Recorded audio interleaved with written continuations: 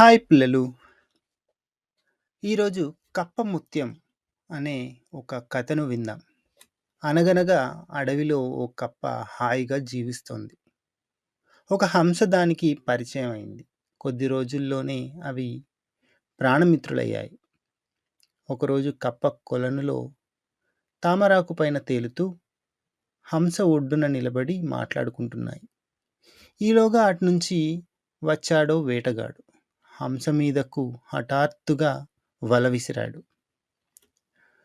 వలకు చిక్కిన హంస విలవిలలాడిపోయింది. అది చూసిన కప్పకు ఏం చేయాలో తోచలేదు. వేటగాడా, దయచేసి తనను విడిచిపెట్టు అని ప్రాధేయపడింది. దీన్ని అమ్మితే బోలెడు డబ్బొస్తుంది. విడిచిపెట్టను అన్నాడు వేటగాడు. నీకు డబ్బు కావాలి అంతే కదా, ఉండు అని కప్ప వెంటనే నీట మునిగి కొంతసేపటికి ముత్యంతో పైకొచ్చింది. దీన్ని తీసుకుని నా స్నేహితురాల్ని విడిచిపెట్టు అంది. వేటగాడు ముత్యం తీసుకుని హంసను వదిలిపెట్టాడు.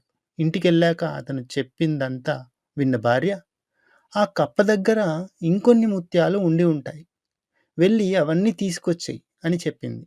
దాంతో దురాశ కలిగిన వేటగాడు కప్ప దగ్గరికి వెళ్ళి, ఏయ్, మర్యాదగా నీ కొలనులో ఉన్న ముత్యాలన్నీ నాకిచ్చేయి, లేకపోతే హంసను తీసుకుపోతా అని బెదిరించాడు. అది విన్న కప్ప, సరే, ఒక్కసారి నీ చేతిలో ఉన్న ముత్యం ఇస్తావా, అది చూసి అచ్చం అలాంటివే తీసుకొస్తాను అని అడిగింది. దాంతో వేటగాడు కప్పకు ముత్యం ఇచ్చాడు.